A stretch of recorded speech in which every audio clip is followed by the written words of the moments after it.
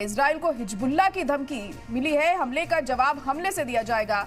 Baalbek या किसी दूसरे इलाके पर हमले का जवाब दिया जाएगा। लेबनान की वादी बालबेक में आईडीएफ का हमला हुआ है और हमले में कम से कम 2 अफराद हलाक हो गए।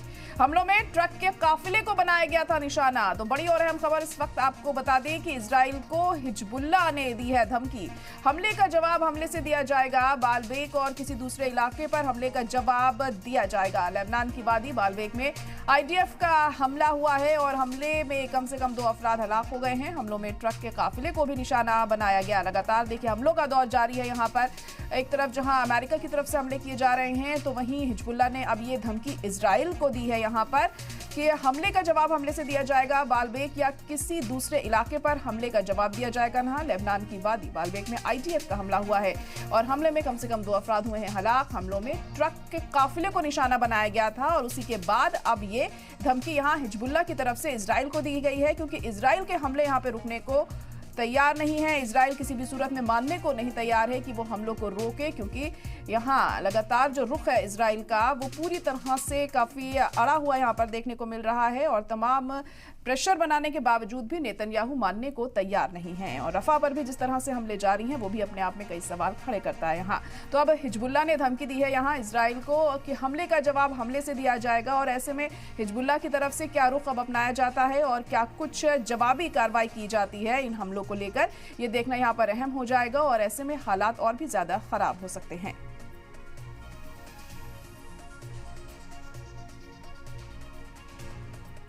वहीं इजराइल हमास से जंग हुए तकरीबन 5 महीने हो रहे हैं। इजराइल लेबनान में भी कशीदगी बढ़ती जा रही है। इजरायली फौज ने मशरिकी लेबनान को निशाना बनाया है। पिछले साल इजराइल पर हमास का हुआ था हमला और हमले के बाद लेबनान की सरहद पर इजराइल के हमलों में आई है तेजी। तो लेबनान की सरहद पर भी इजराइल के हमलों में तेजी आई है। इजराइल हमास जंग को तकरीबन 5 महीने होते हुए दिखाई दे रहे हैं और जंग की वजह से अब इजराइल और लेबनान के बीच भी जो कशीदगी है वो बढ़ती जा रही है। यहाँ इजरायली फौज ने मशरिकी लेबनान को निशाना बनाया है। पिछले साल इजराइल पर हमास का हमला हुआ था और हमले के बाद लेबनान की सरहद पर इजराइल के हमलों में तेजी आई है। तो लेबनान और इजराइल के बीच भी जो तनाव है वो लगातार बढ़ता यहाँ पर जा रहा है और यहाँ अब देखिए आने वाले दिनों में किस तरीके से ये जंग है वो आगे रुक लेती है। कोशिश की जा रही है सीज फायर की, लेकिन फिलहाल कोई भी जो कोशिश है कामयाब होती हुई यहाँ पर दिखाई नहीं दे रही।